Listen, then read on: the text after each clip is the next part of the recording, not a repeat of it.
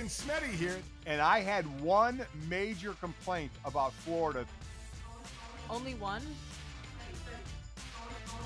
Welcome to another edition of Golic and Smetty. Mike Golic Sr. here along with Jess Smetana. And Jess, this will kind of be a college football preview show. We did Notre Dame preview last weekend, and I'm sure it was our highest rated podcast ever. I would imagine. Certainly. Right? Gotta be, yeah. So we're gonna do more around college football with Spencer Hall and Holly Anderson from Shutdown Fullcast Podcast and their Channel 6 newsletter. They are so dialed into college football and the surrounding things. We'll jump into with them for a minute. There's a couple of ancillary headlines out there, one in the NBA and one in the NFL, but we haven't talked about this in a while, and I'm not going to lie, I've been a little disappointed in you in a while. I've not heard enough about any kind of baked good that I can be jealous of and or the crew with Lebitard has been able to enjoy. So where are we? Did you just give up on baking? Are you done? No, I didn't give up. No, I told you I made the pistachio apricot bars 2 weekends ago, and they were really good. But then, Mike, something happened last weekend that has shaken up Really? my Okay, world. so the pistachio bars, but you took on a boat and it was hot and they all melted. And then they got destroyed. Yeah, but I had one. I had one. And okay, it was so really good. what now happened? I have a new hobby. It's a hobby that a lot of people your age also have. I know where you're going, and my wife has asked me to ask you about this, but you're going to tell us about this because I don't envision mid-20-year-olds playing pickleball. Yet here you are. Well, late 20-year-olds. I have to clear the record. I'm getting older. Maybe team sports aren't for me anymore, but I discovered pickleball. Me and my friend who played Division I soccer at North Carolina, so she's extremely athletic and competitive, decided last weekend, you know what? Miami, we got free pickleball courts. She ordered a paddle, a couple paddles and some balls. She's like, let's go play. Let's see how it goes. So we went. We were both addicted to it. I've now played like 3 weekend days in a row. I missed Saturday, which I was really bummed about because my cousin came in town, so I couldn't play. I made her come with me on Sunday and play with me. My boyfriend's into it. Like the whole family's into it. I'm playing. I'm waking up sore. Like my neck's all screwed up now. I had to get like a neck massage last week because of it. Like, I'm not used to playing any sort of sport like this. I usually don't do like tennis or anything like that, but pickleball has changed my life, Mike. It is so much fun. Okay, so my wife and I, Chris and I, used to play tennis a bit, but I like the thought of pickleball. Now we haven't played yet because obviously the court is smaller. So is there less running and is it less intense? Though you're starting to tell me you're sore and stuff, but it's intense. I mean, it is intense. There is less running and it's way less hard on your joints, in my opinion. That's why older people do it. Exactly. This is just my experience with it so far. Like it's been intense because me and my friend are super intense and we try to beat each other. And so I'm hitting it like as far this way as I can and she's running that way. And I've heard that when you play with doubles, it's a little bit easier. You're not moving as much. Running. Sure. You play like a shorter game too. You're not trying to hit it in like the backcourt. I don't know that to be true. I haven't done it yet, but me and her are like going at it. And it's just not it like the tennis racket can be a little heavy and the swing I find to be really hard on my shoulder and my elbow. But this little like pickleball paddle is less than a pound. It's tiny. It's light. The ball is super light, so you don't have to hit it very hard. And so I found that it's definitely not as hard on my elbow and my shoulder as tennis was when I used to play that when I was younger. All right. So, because we are looking to get into leagues against people our age, not you youth that can run around and still do things. Can you hit the ball at your opponent? Is that legal or is that considered dirty? Oh, absolutely. I believe so. I think that's a great strategy. Because in tennis, when they got close to the net, they do that. Yeah. However, I will say, like, it's when it's coming straight at you in pickleball, it's easier to hit it back. Like, you don't have to hit it as hard for it to go over the net. Like, it's just it's basically ping pong. Like, it's live action ping pong. You're just playing ping pong on a giant ping pong court with a little bit bigger paddle. Okay. All right. I'm glad because I saw you talking about it with your friend on Instagram and Chris my wife was like, you got to ask Jess about that because it's something we're going to get into. We're trying to find a place here in South Bend where we're at. And then when we're in Scottsdale, try to find places to play because one thing Chris and I did do, we went to a fundraiser and they did a bocce ball tournament. And oh, Oh, I love by bocce. the way, Chris had never played before. We won. We were the champions. We had the gold Wow. medals and we're talking shit about it. But we definitely want to get into pickleball. And there was one other thing I wanted to talk to you about, Florida, because I lived in Orlando while I was still playing for the Eagles. So I lived there for a couple of years. And then I played for the Dolphins my last year in the NFL in 93. And I had one major complaint about Florida that I could not get over. And you Okay. were talking about it. Only one? No, I had Okay. many. That's why my second home is in Scottsdale and not in Florida. But this was one that every time I was outside, and the kids were young then, Mike and Jake and Sid, so I'd be rolling around with them and playing. And you talked about it. The grass is like razor blades. The Oh, grass it's is the most awful. uncomfortable. I mean, I wasn't there, had a house there for a couple of months, Jess, and I'm like, what is this grass? I mean, I'm I hurting don't myself on this grass. It's awful. Yes, it's so different than what we're used to in the Yes. Midwest, Mike.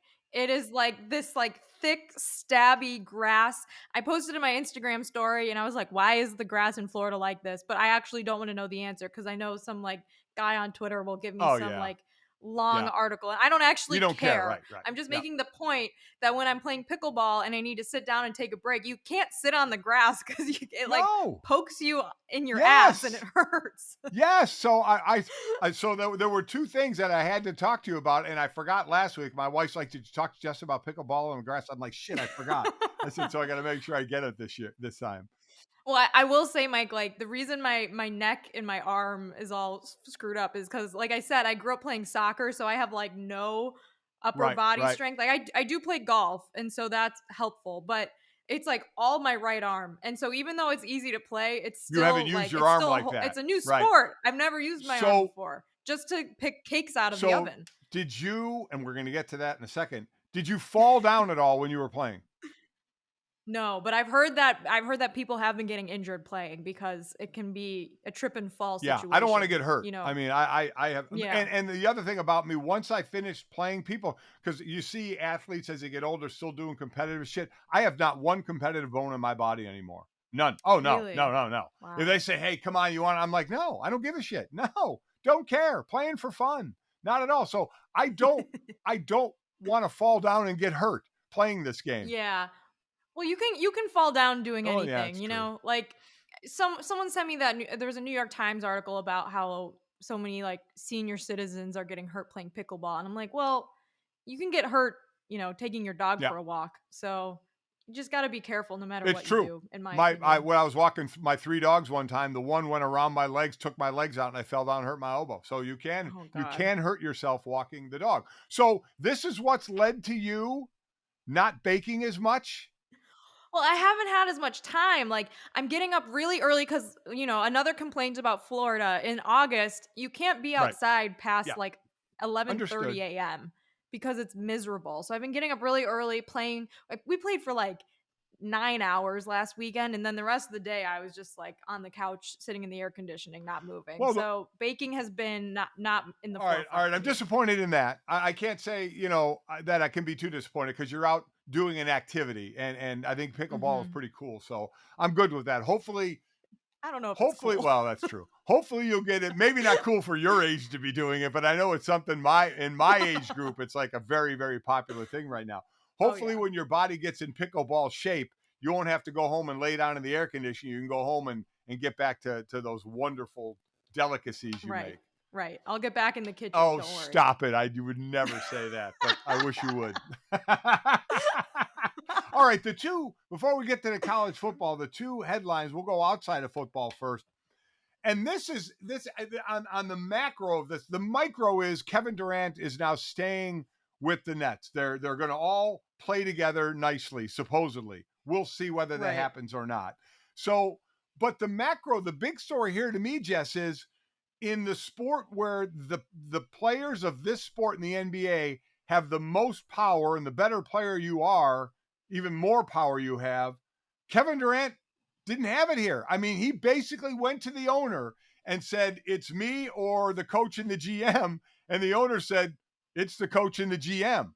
I mean, And you apparently. Yeah, Like, yeah, it just I don't know what happened here. I don't know if there was, like, public posturing and behind the scenes something else was going on.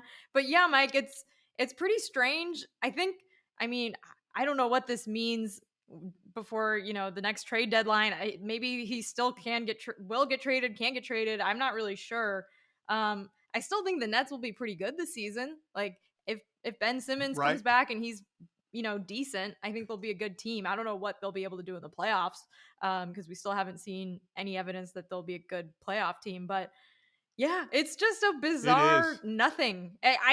Everyone was expecting something dramatic to happen, a big blockbuster trade, like 3-team, 4-team trade, and nope, staying Well, with the yeah, because you Nets. saw a couple of trades, go on for a lot of picks and a lot of players. But again, Durant's much older, so teams weren't going to give that up. And the winners here have to be the Nets fans, right? They don't give a shit about the drama behind the scenes because if Durant left, and then if Irvin eventually got traded, even though he opted back, and even if he didn't, if he stayed, they weren't going anywhere with just one person. And God knows what you're getting out of Ben Simmons.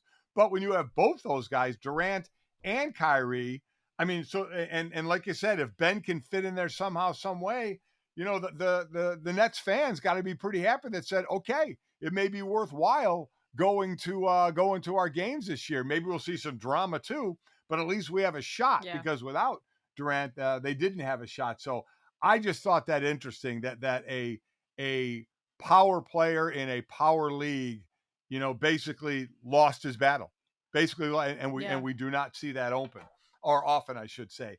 And in another sport where we see do you call this a power move as well with Tom Brady? Tom Brady took a leave from training camp, and it was all copacetic with the team. It was all talked about and all agreed upon. And he was gone for what, 11 days, I think it was. And the Bahamas? I mean, is this how about first the story that he was doing the Masked Singer?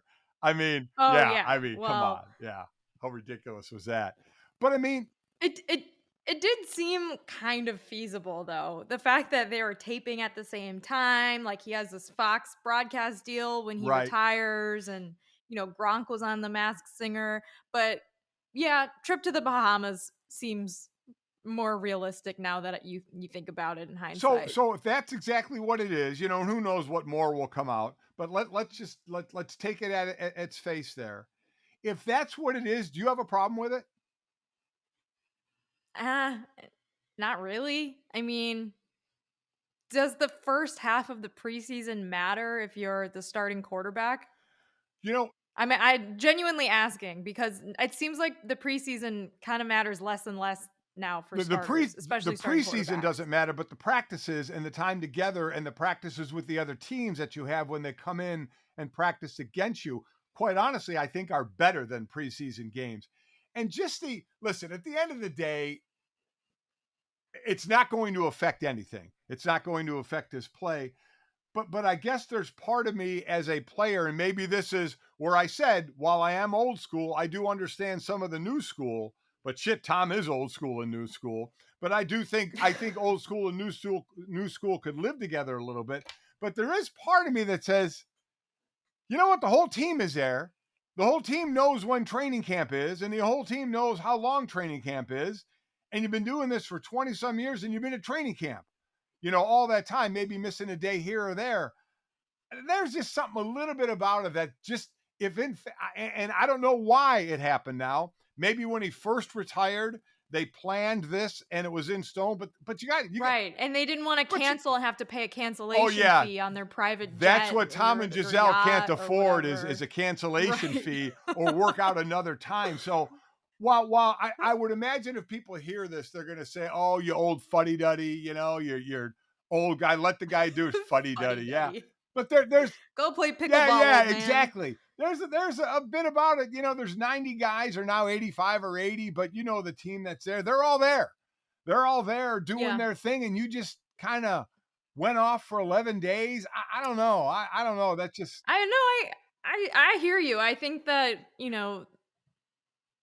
I don't know how much Tom Brady's engaged with the team during those practices to begin with as a 45-year-old now. Right. Like, it's possible that he doesn't really interact with any of the newer players or camp Very players possible. to Very begin with. possible. So he's not, I don't know what they expect of him. I don't know if the team feels like, well, it'd be nice if he was a leader and kind of went through the shitty part of Right. camp with Right. us. I don't really know that, but I do hear what you're saying. I don't think that it's that old of a perspective, because even if you're on a team and you're a younger player, like, maybe you want that. Maybe if you're a practice player, you might be excited that the Bucks have you for a couple weeks because you get to play with Tom Brady or Right. meet Tom Brady or whatever. I don't really know, but yeah, I Bahamas are nice too. So if you're older and you think you need that break before the season and it's going to help you in some way, mentally or physically, I guess do what you got to do. Or maybe you just want to go on vacation, in which case you've earned it because you're Tom I mean, Brady. what? I'm just trying to think of that conversation because again, they said it was agreed upon. At what point is that Right. conversation where you're going into the coach, the GM, or whoever, and saying, this is during camp, but looking for a trip to the Bahamas, and I'll be gone about 11 Right. days. Cool, cool. All right, see ya. I mean, it's just I almost couldn't say the words, that you're leaving your team for that long. Again, I don't know the intricacies of it. I'm just looking at the big picture of it. Well, Mike, maybe we can start a conspiracy theory that this was a secret suspension for his involvement in the Stephen Ross affair of the Tom Brady Ah, tampering scandal that we found out about a couple weeks ago. Maybe this was his unpaid suspension from NFL activities. interesting, Who's to because right say? now we just believe Tom Brady was a pawn in Stephen Ross's game of life, right? Mm-hmm. Yeah, Yeah. exactly. So those are kind of and again, the bigger one is obviously the effect on the court that Durant is staying with the Nets and what that team can do. Tom was going to be with Tampa Bay. I don't think it's going to affect his play at all. I wonder in now as this starts to get talked about, and there's obviously a million former players that have shows all over the place. I'll be interested to hear what some of them are saying about it. So who knows? Who knows? So that's fun off the field, but there's obviously fun on the field with college football, is there not? Yes, there is, which is why we have on two college football guests, Spencer Hall and Holly Anderson of the Shutdown Fullcast. We had a great conversation with them about the college football season, and here it is. Mike and I are very happy to bring on Holly Anderson and Spencer Hall from the Shutdown Fullcast on Meadowlark Media currently, and they also have the Channel 6 newsletter, and they're also my former colleagues at SB Nation. So we're excited to have Holly and Spencer on. They're college football experts, and that's why I need to start by asking them, why are we sending Nebraska and Northwestern to Ireland to start college football season? Because crummy American exports are a tradition that made this country great. True. It's true. Also, That was for Nebraska. yeah. Additionally, it's given how both teams might look, it's best to detonate that over airspace that's not ours. Yeah, you want an underpopulated area. Right? We're just going to put it over. Also, really, we want to keep the secrets of this country ours. And do we want the world to know how good college football is? No. That's why we're going to send Nebraska and Northwestern. I was going to say, we just got through recording a Shutdown Fullcast, and we went through all the teams that have this. Not a lot of people know this Ireland game has been played since the 80s. It really only seemed to re-enter the public consciousness in the social media era, but this game is decades old, and if you only ever consumed college football via the teams that go to Ireland to play in this game, you would have what's basically half of the old Big East and the U.S. military. Yeah. And I think that's interesting. Yeah, it is. But listen, Jess and I have a hand in this. Back in 2012, both my boys, Mike and Jake, played in the game over in Ireland the year the Notre Dame went undefeated and then lost in the game we shall not speak of. And Notre Dame's going next year as well, I believe, to play Navy. And I'm going to go on that trip too, just to golf, quite honestly. But yeah, it's kind of that. So it's Notre Dame when Notre Dame goes, because we're Notre Dame people and we love Notre Dame. It's a big deal, but when Notre Dame doesn't go, then it's not a big deal. So I'm not sure if you guys are Notre Dame haters or not. I know, Spencer, you went to Florida. So I don't know where that puts you in that realm. Now that Brian Kelly is gone, we find ourselves largely agnostic regarding Notre Dame. Yeah, I kind of have to. I have to maintain. I have to maintain brand consistency and But say that it's difficult at this time to hate on this new staff. it's very difficult to dislike Marcus Freeman. I Yeah. will say. Now, I'm going to say this. I'm going to overcome the adversity and do it. But it's very hard to have a principled dislike of Marcus Freeman. So in other words, I'm just going to have to go to absolute nonsense. I'll have to resort to total foolishness in order to I think last dislike week this on the show coaching you staff. called them Liberty Heavy. I did. I called them Liberty Heavy, which is inaccurate and unfair. But I'm going to own up to it. That's the difference in my punditry. I'm going to own up to it being totally unfair at all times. One of many reasons why SB Nation was a hostile work environment for me. Yes. But while we're talking about reasons to hate Notre Dame, I have to bring this up because, it's obviously a college football topic everyone's been talking about for the last week. Mike and I have talked about it. The Manti Te'o documentary that came out last week. Have you guys watched it, and did you have any takeaways? I didn't watch it because I lived through it at the time. I mean, not lived through it. I wasn't involved in the story. I was at Sports Illustrated. I think when this broke, the nothing that I can't get into without a policy paper. I I think I think that if this had happened today, it would, like a lot of things that blew up in that era, it would be much less of a big deal. I think Deadspin doesn't come off great, but a lot of things in that era of sports media don't come off great. Fortunately, we fixed all those problems today. Yeah. The serious note I have from that is it's very hard in real time to process a story like that and remember that everybody are people, Yeah. like flawed people making sometimes bad decisions for very, very understandable reasons, even if it is something outrageous like that. So I thought, like, from what I've heard about the documentary, they do a fairly good job of reminding people of that. The thing I have heard that troubles me, and it is the reason I may watch this, there are a few people in that documentary who hint at the story being enough of a distraction that the horror does not happen. No. I would just like to say that if that's in the No. documentary, I will take issue with that because I went after this discussion came up and I rewatched the first half of that game, and no. No. Like Eddie, you had Eddie Lacy and TJ Bama players Yeldon. were so bored they were fighting It's each just other. yeah, just like not a great styles make fights, and that was a Yeah. really bad fight. So if that's in So the documentary, it's not. Interesting note, a couple of notes, because I did live that with both boys on that team in that game Yeah. and that year when that all went on with Manti. First, and I thought was really interesting, at the combine the month after the national championship game, where there were Notre Dame players and Alabama players, the Bama players actually said to the Notre Dame players, "We thought we were going to get hammered in that game. They thought Notre Dame was going to be the better team." And now, going back to what you said, Spencer, you're absolutely right. All they did not say that was a reason for that loss. What they did bring up is I think it was Manti's dad said, that just Manti just didn't play his game. He was not on his game, and it would not matter if Manti played out of his mind. They would not have won that game the way that was going. So no, that was not used as an excuse. But living that year, knowing some of the things you hear from your kids who are in that locker room,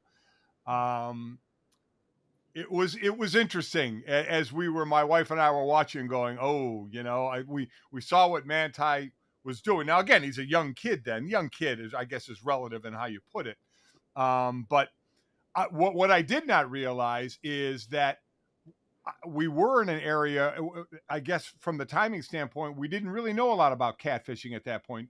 Did we not? I wasn't sure where catfishing came in, and I did not realize that. But I think Manti definitely got out of it what he wanted to get out of it, because there have been a lot of talk toward him and public talk toward him about feeling bad for what he got caught in and things like that, when I think there may be players on the team who may not feel like that as much as the public might.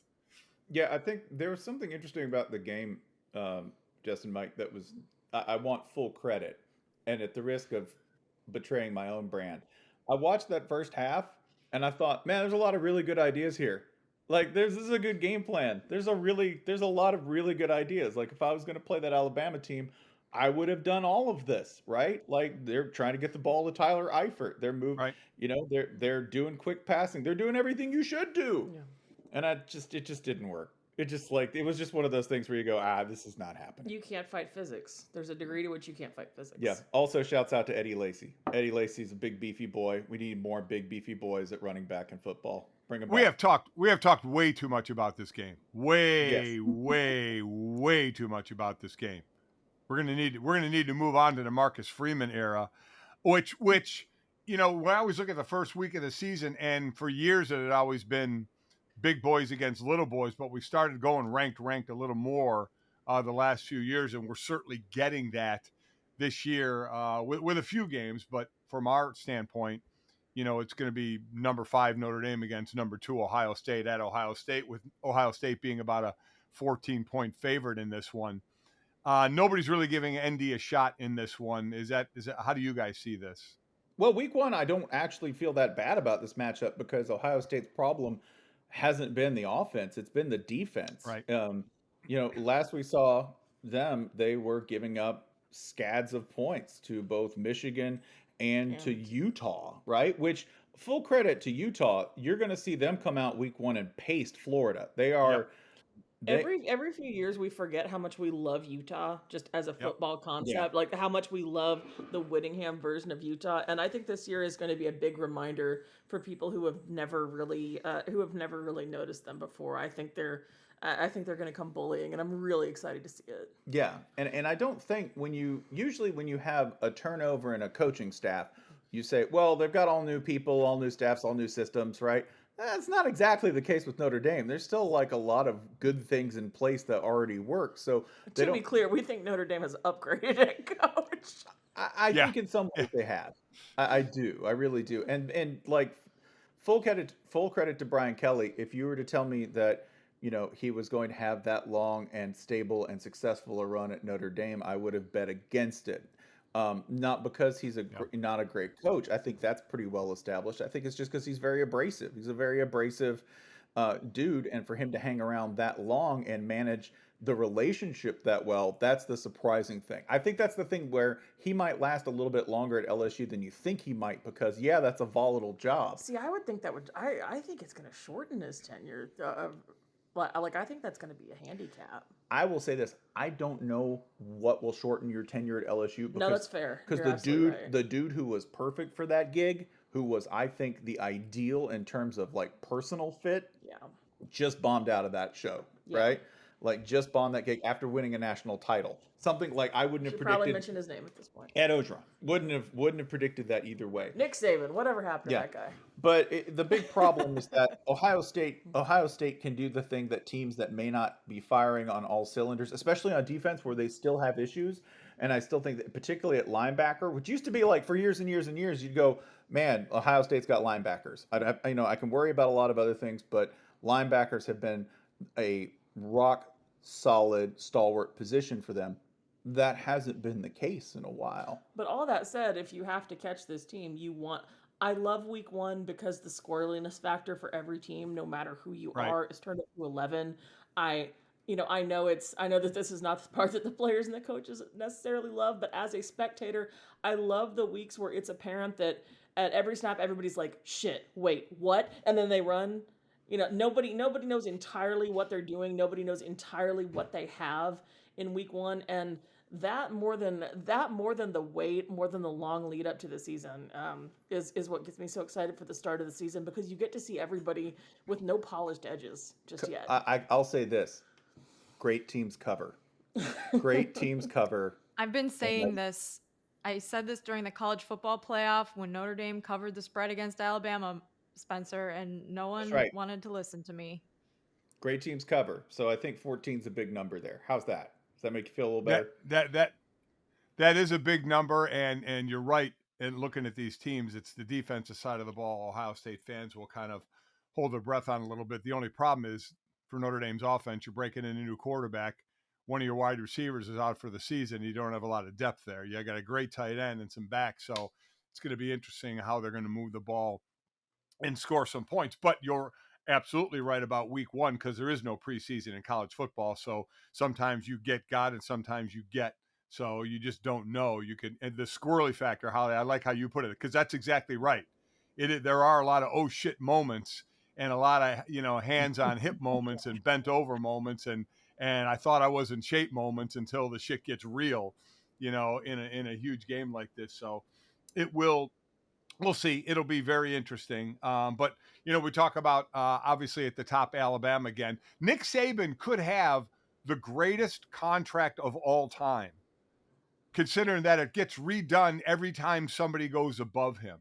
I mean, it is amazing what he has. His guaranteed compensation is less than the average of the top 3 highest paid coaches in the SEC, or less than the average of the 5 highest paid coaches nationally, whichever is the higher of the 2 averages. I mean, what a great deal. You never have to do anything. Coaches do shit around you, get paid a lot of money, and they have to basically come to you and say, we now have to give you more money. I mean, it could be the greatest contract of all time. He has to smile every once in a while. That's got to be rough for him. That's painful. Yeah, that is true. That's painful. Yeah. He's got to talk to other people occasionally. We're really missing out on all the ancillary and secondary benefits of this package. That's where Alabama really gets you. Remember Bear Bryant when he was there, every time he wanted a raise, he had one of the coolest tricks I've ever seen, which was, don't worry about giving me a raise, y'all. Go ahead. Just give me a little piece of that company. He gradually got slices in company after company and in bank after bank. And a lot of that is why his son is one of the wealthiest people in Alabama, because he was so well positioned in banking and other industries, including, yes, dog tracks. Remember, one of Alabama's biggest boosters and the son of Bear Bryant made his money on dog tracks. I've never told a joke. I just have to say what is. But the other thing, first of all, Nick gets set up with his retirement plan, which are connections with all of the, remember, dealerships. He has dealerships. There's a Mercedes partnership. Multiple dealerships. Which, while not part of the contract, is certainly built into the Alabama business structure as something we might be able to help you with, Nick, as you look down the road into your retirement. He's never retiring. He's just going to keep making money off of the Mercedes dealerships. Hey, better than real estate. Yeah. Additionally, they bought his house at one point, if you remember, as just a way of clearing the deck. They bought Nick's house. So, yeah. It doesn't just stop with the salary. The salary is a great deal, and mathematically, it's always going to be a great deal for him. The real perks come when you stop counting the cash that comes from the university and get to all of the stuff around it. I want to talk about another weird college football coach, which is probably the weirdest, Jim Harbaugh. In the offseason, we saw Michigan lose in dramatic fashion in the playoff. No, and then he interviewed for the Vikings job. Mm-hmm. Well, I didn't. I was at a wedding actually, and I did make that a point in my my maid of honor speech, because the groom was a Michigan grad and he was very upset. He was missing the game. Anywho, Jim Harbaugh interviewed for the Vikings job and then decided to come back to Michigan. That point seems to have been forgotten in this long, dramatic coaching carousel offseason. But now he's back at Michigan. Do you think that they'll have a chance at going back to the college football playoff? I know there's a quarterback controversy there. Like, what do we make of Michigan this year? It's very difficult for me to see them going back, just because they caught a certain, I think they're one of those teams that caught fire. I think they're one of those teams that really, especially defensively, they really found something that worked, and they've got to replace some parts on defense, right? Which is not to chalk up their entire 2021 campaign to luck, but I mean, you guys know, to go undefeated, so many things have to go right. Like, it takes, even for the best teams, it takes so much luck. It takes so much correct bounces. It takes so much injury prevention, one, and not just from a strength and conditioning perspective, but from a, guy steps 6 inches to the right on a wet patch of grass, and Aiden Hutchinson's knee explodes out of nowhere, and your season's over. But it's hard to see. I would say this about any team. Like, this is not about Michigan. It is so hard to see teams that are not that are not built like Bama and Ohio State repeating because they don't have, it's an infrastructure question. It's not really a coaching or a talent or a resources question. I mean, resources maybe, but it's, you know, it is, if it were easy or if it were even feasible most years for many of these teams to repeat, they would do it. Yeah, it's going to be very Like hard. I'm playing numbers. This is not about Michigan. Like this is not. I would say this about any team in Michigan's position. Yeah, they do also have a big obvious potential problem down the road, which is that if the defense does not perform as they did last year, then there will be pressure on the quarterback. Because remember, this is a team sport. We don't have problems alone. One thing influences the other. Any quarterback controversy between McNamara and McCarthy will become very, very painful very, very quickly for them. It's something that has kind of been the norm there. It's very weird that Harbaugh hasn't really settled on a quarterback with great conviction despite being an avowed quarterbacks dude. Yeah, we have been in the position more than once over his tenure at Michigan to ask non-rhetorically, what are you teaching these guys? Because listen, I'm a Tennessee fan. I know from bad fifth-year quarterbacks. Okay, I know what it is to watch a guy run out for his fifth season and just say, okay, they've been teaching you what for the past 5 years, but for a vaunted quarterbacks whisperer like Harbaugh, it's that progress has been really hard to see sometimes, and that's I really hate being that person coming into the preseason and going, well, it's a quarterback, but this is we had the same question about Mark Richt for a really long time. Yeah. And look what happened. Hey, listen, I mean, I've been when I had a show, an everyday show, I would bring this up more than a few times that Harbaugh's supposed to be this quarterback guy. They can't get a quarterback in there that they develop over time, and of course, Michigan rip on me because they're Notre Dame haters, but I'm just telling you the truth. I mean, it's not like Brian Kelly was developing. Like, they're the ones who told us this about Jim Harbaugh. Yeah. Like, we are not the ones who decided this about him. We are not the ones who called him this, this fantastic sculptor of quarterbacks. So where's the pie? Also, there's an interesting comparison in that Mike, which is this. Who managed to get better production out of quarterbacks consistently over their tenure, Kelly or Harbaugh? It's been Kelly. Yep. Kelly, I mean, in 1 year, and going back to Cincinnati, the Gino Guiduglia days, there was 1 year where I believe Kelly played 3 different quarterbacks, and there was very little drop off in quality between them, which points to 1, a great system, and 2, making it easy, like putting people in a position to succeed. That's what a coach is supposed to do. I don't know if Harbaugh. It's odd. Harbaugh has put almost everyone on that team in a position to be better than their predecessors, to increase the depth and improve the talent at every position. That includes quarterback. It's just they haven't been as successful as everybody else. And this is the thing I keep hammering on in our show. He's paid. There are multiple people on that staff paid millions of dollars to do nothing but put these like 4 or 5 specific kids in a position to succeed. And it's very fair to ask why we haven't seen more results out of that. Yeah, it is fair. And as far as Brian Kelly, the only problem then with Brian Kelly is he played musical chairs with his quarterbacks too much, so they'd be looking over their shoulders. And he was mean to them. Oh yeah, well, I mean, a coach being mean, he's mean to everybody. He is mean to everybody, and also neither coach has put an NFL in the or a quarterback in the NFL that has done anything in a while. Well, so I think Ian Book had his first preseason touchdown last week, Mike. Well, I mean, oh my God, my bones are crumbling to dust. Oh I don't know if I'm a 5-star quarterback if I'm going to either Brian Kelly or Harbaugh at this point because of the development challenges they have. Just quickly, I don't know how your friends have a wedding on a playoff weekend. I mean, what are you doing? I know. This is like always a college football debate going into the fall. Like, can you have a fall wedding if you're a college football fan? It's not a debate. It's a rule. Mike, I'm with you. I feel like the tide has shifted and now people are like, have your wedding whenever you want. Like the wedding industrial complex is too hard to navigate if you have to block out certain months. I get that. Mm-hmm. But like, there's so few home college football games. Like my Notre Dame roommate got married the night of the USC Notre Dame game, and it was a home game that year. And I was like, come on, what are you doing? And then like my friend, the playoff only happens one day. Like, what? And she, my this is my best friend, so as a maid of honor, I had to go. Her husband had no idea that Michigan would finally make the playoff. Right, I that's thought true, Notre too. Dame had a chance of making it, and I was going to be the one who was the asshole on their phone all night. But no, it was the groom. So like tons of pressure off my Okay, back. good. But Good. Mike, I'm with you.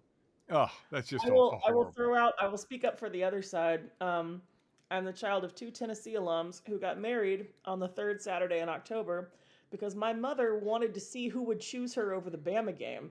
If I live to be 100, I will never have that level of self-possession. And one time I asked her, I said, "Mom, so like who skipped your wedding? You know, who showed up and who didn't?" And she goes, "Oh, you've never met them."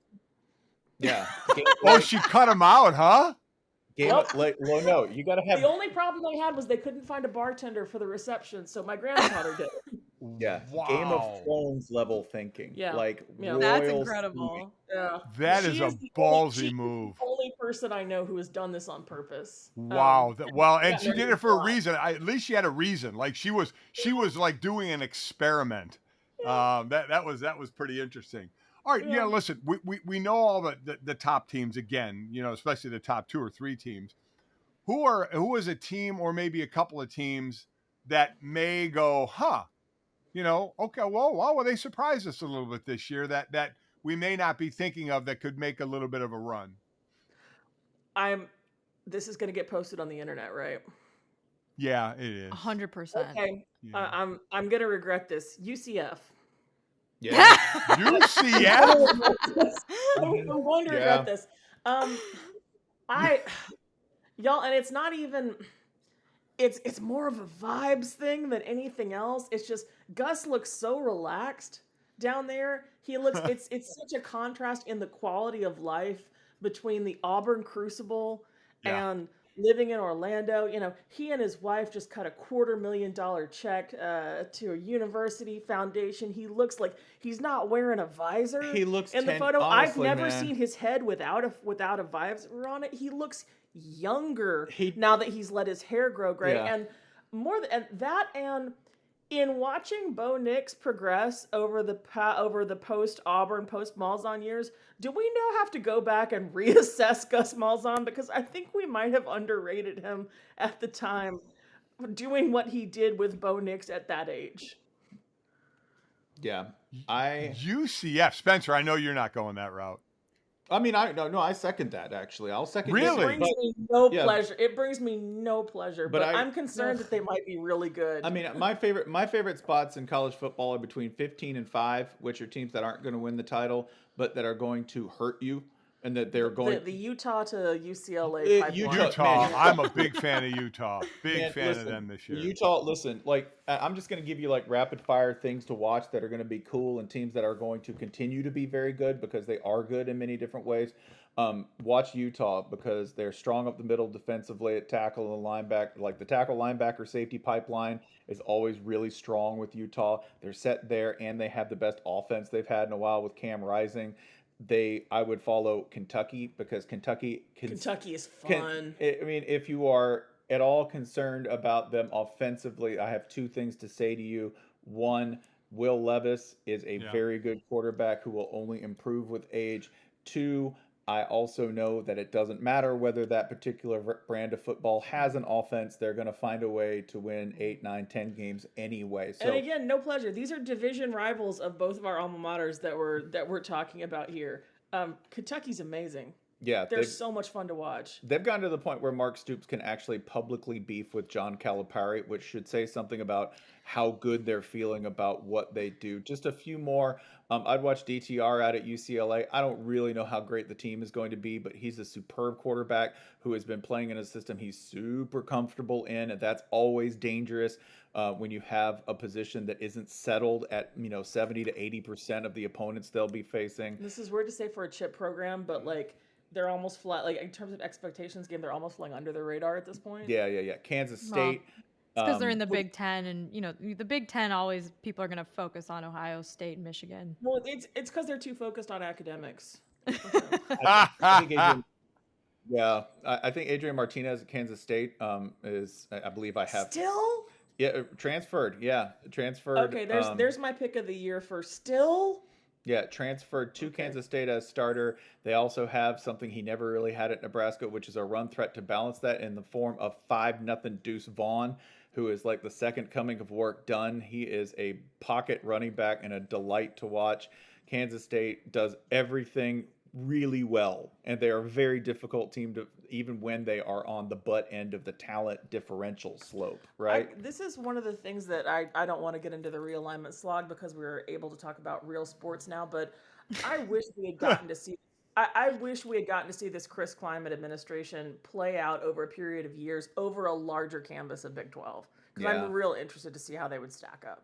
Yeah. Against bigger powers than they're going to be playing. Yeah. Right. Also, like pesky team in the same conference that I think people have overlooked. It's still going to be Oklahoma State because Spencer Sanders is just one of those dudes who is.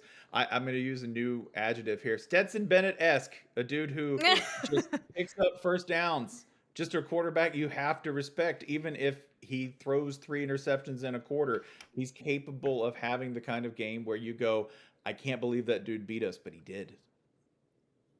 Oh, there's And some good now ones. the Go Big ahead, Jen. 12, the Big 12 now with Lincoln Riley at USC and Brent Venables starting there seems a little bit more wide open. Like I think Baylor should be pretty good again this year. Oklahoma State, like you said, ended the season on a pretty high note, beating Notre Dame in the Fiesta Bowl, which means that I think they're one of the best teams in college football. But it feels like it could be a wide open conference, right? Yeah. I'll watch any team Dave Aranda coaches from here on out. Like wherever that dude goes, I'm in. Like I want to see what he does, mad scientist wise. If you talk to people who interact with Dave Aranda, even the people who are his most fervent champions, I think what you're about to say is unfair. I want it known for the record that what you're about to say is unfair because I know what you're going to say. They say he's weird. They'll be like, man, Dave They say Aranda's he's real weird. but when you dig into what do you mean by this is coming from talking to people at Big 12 Media Days, and when you get people to dig into what do you mean by saying Dave Aranda's weird, you get introspective and unusually emotionally intelligent is what they're actually trying to say. So, for instance, before the Big 12 championship game, Dave Aranda would tell anybody that he had experienced real doubt about whether he was the dude for the job of football coach. He's open in talking about this. He's very open about it. And not in like a Charlie Brown, like, not that. But he's like, he is genuine about his own doubts and fears in a way that I think freaks people out. Yeah. And he gets tagged as weird. And I'm like, hey, man, I'm an extroverted introvert. Come on, let's hang out. Yeah, so he did that. And then, according to everyone I talked to, it was like, yeah, he went that. And we were like, yeah, well, I don't know if this guy's all right. Like, I worry about him.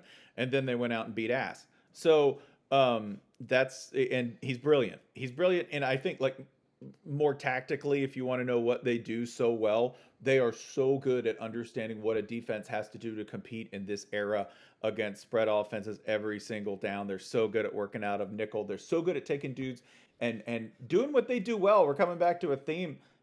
He does hybrid players so well. If you're a tweener who blazes, if you're a guy who's not quite a linebacker and not quite a safety, and you run a 4-3 and were the track champion at from some small, if you were like the track champion of northern New Mexico, he's going to find you and they'll take you to Baylor and they will train you up into being something that is a unique commodity, ideally built for working in today's college football. And I say I'd follow him wherever he goes, but he had opportunities to leave Baylor and did not. Here's the one thing and where I think Dave Aranda actually is weird. He likes it there.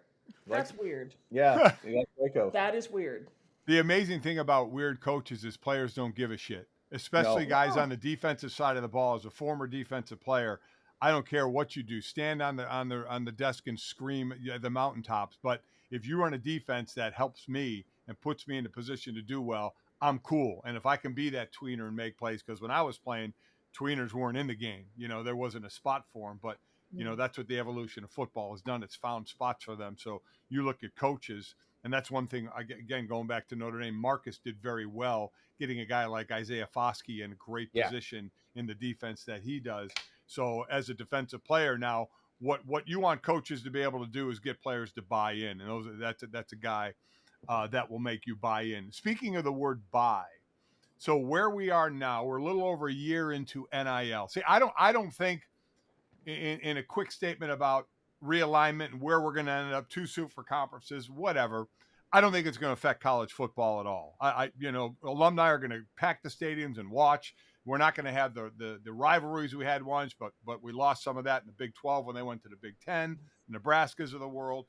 I think college football is going to be fine from that respect. From the NIL, for the two of you, where we are now and where we are, say, 3 to 5 years from now, do you think it will be vastly different? Like, will we actually have guardrails in place, or will we still kind of be running the same show? I don't know if we'll have guardrails actively put in place so much as we'll have them reactively put in place by market correction. Does that make sense? Yes. Yeah, I think you're going to get. I think there will be a series of peaks and valleys. There will be an occasional boom and bust on the value of NIL. Yeah. I think you've already seen unusual things like Quinn Ewers getting really good NIL money, and then transferring and then keeping it, which is everybody who. Which, hey, that's business. That's business. That's going to happen. You're watching a little business ecosystem operate in a. It's really interesting because it is so divorced from, so much of the outside world. You're basically watching it operate, a market ecosystem operate in a terrarium here, which is fascinating. Yeah, and I think you'll also get some schools that started slow coming back with a vengeance. I think you'll get schools that maybe fell behind. You'll get schools that'll flame out on their first iteration too, and like build carefully on the second one. You'll get schools that'll never get it right. Yeah, like I think you see schools like Miami who they've been very proactive and very aggressive with how they've built their NIL structure.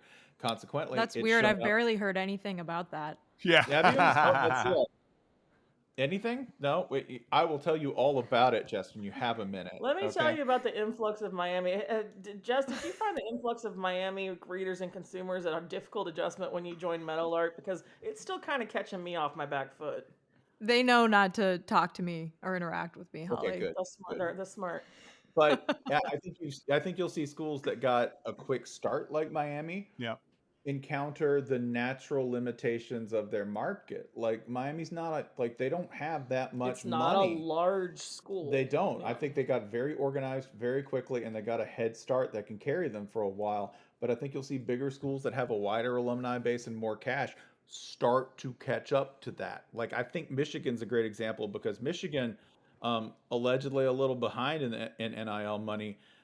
Michigan has all the money in the world. We know that because we run a fundraiser and we catch a pretty slim margin, a pretty niche margin of Michigan fans, and they dominate. When they figure out NIL, they're going to be a force, keep giving us money, though. Michigan people. Keep giving us money. Yeah, like keep signing us to NIL deals for charity. Yeah. But I think you'll see some catch up. I also think you'll see this. I think, hopefully the dialogue that we have about this focuses less and less on NIL because we're going to get a couple of court cases where I know amateurism is going to lose. Amateurism's had its ass handed to them every time they've gone to court. It is not an official case. It is merely a commentary, and it's not legal precedent.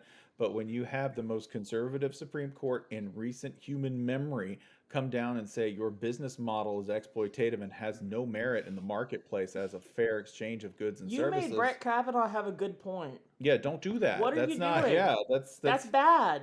Yeah, like when they don't buy it, then it's dead. So when that comes down, we'll have to see what kind of pressure is exerted by things that are going to make NIL look relatively paltry. It's going to look like everything else. Like Too Long Didn't Read. It's going to look like everything else, and that you will ultimately have money in the form of something like a salary, and then you'll have endorsements on top of that. In other words, just like every other athlete. Right.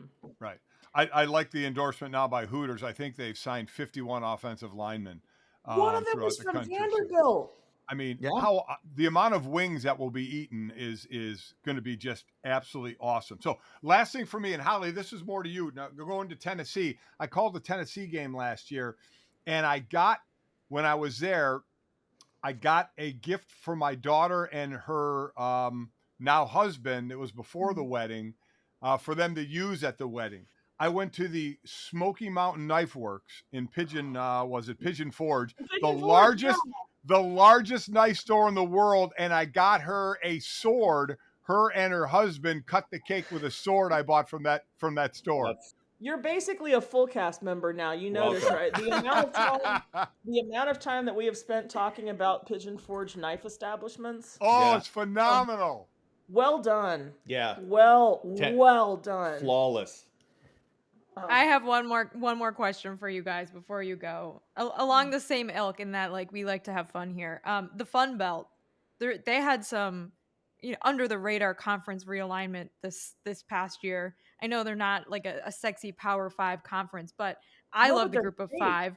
I know you guys do. I like them better than a couple of the power conferences. Absolutely. So, what do we expect out of these newcomers to the Sun Belt? Like James Madison now. What's going to happen with them this season? Well, this is oh God, I'm going to have to say something really serious about Sunbelt football, and I'm sorry about this, but remember that when you to fans of these teams, and I know that I'm talking to half of our colleagues in sports media when I talk about JMU, go Dukes. But remember, when you are measuring these guys jumping into the pool, that you are measuring them against the standards of teams like, I think App State and Georgia Southern kind of blew the grading curve for a lot of people. And when should you find yourself under duress, just remember that the degree to which App State and Georgia Southern came in and were able to spread their wings and soar is not normal. Mm-hmm. It's okay. It's okay to take a few years to paddle and get your feet wet. I am all about I am all about the optimism. I would never say a bad word against JMU, but just remember that not everybody is going to come in like those two schools. I think they set unfair expectations maybe for teams that were following behind them, by which I mean they were really fun to watch when they first came in. The only the team of the state of Virginia are the Dukes, right? And everyone else is running for second place. Second place is the Spiders. It may be the Spiders, yeah. But JMU's long-term prospects, awesome. They're really good.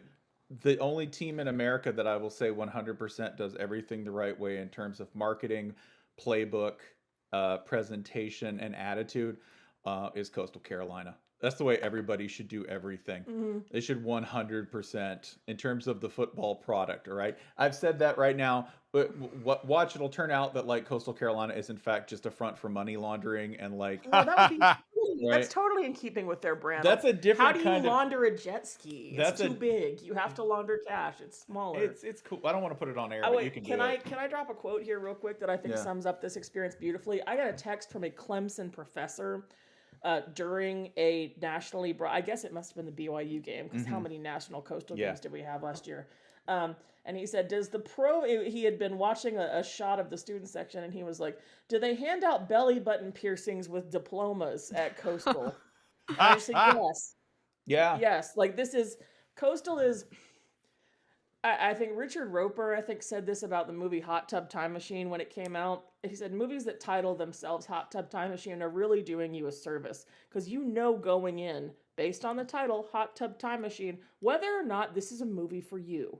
Coastal Carolina makes it very apparent right out front whether or not this is a team you're going to vibe with. Yeah.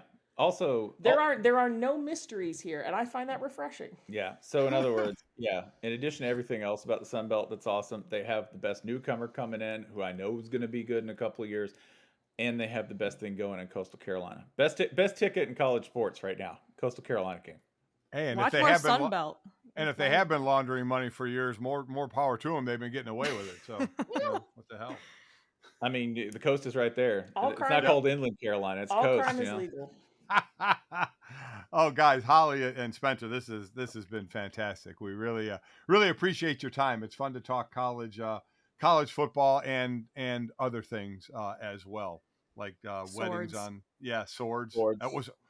That's a great way to launder money, by the way. Let me tell you, that was a phenomenal shop. I can't even call it a shop. Did you also go to China Knife Bazaar? Because there's a competing store. I did not. I went to that one. Holly, it took me long enough to walk through that thing. I ended up getting a katana sword, but there were so many different ones to look at. I mean, I took all my time in that one, so that it wasn't sword store shopping. It was one store, and I'm going to do everything in there. But my God, it was it was impressive. And I mean, it was packed. And they say it's always packed like that. It is. For those of you looking to repeat this feat, Smoky Mountain Knife Works is where you want to go for more of a wedding present vibe. If you're buying throwing stars for your nephew, you want China Knife Bazaar in Gatlinburg. It's more of like a Spencer Gifts knife store vibe. I will say this, we're both from the state. I think the authentic experience of going to Tennessee is welcome to Tennessee. Here's a knife for your child and some taffy. Yeah. That's a very... That works. I was born and raised about 45 minutes from Smoky Mountain Knife Works, so I can say with hand on heart that you executed that flawlessly. Well done. Oh, it was fantastic. Well, thank you. And thank you guys for your time. We do really appreciate it. Hey, thanks y'all. Great to be here. Thanks.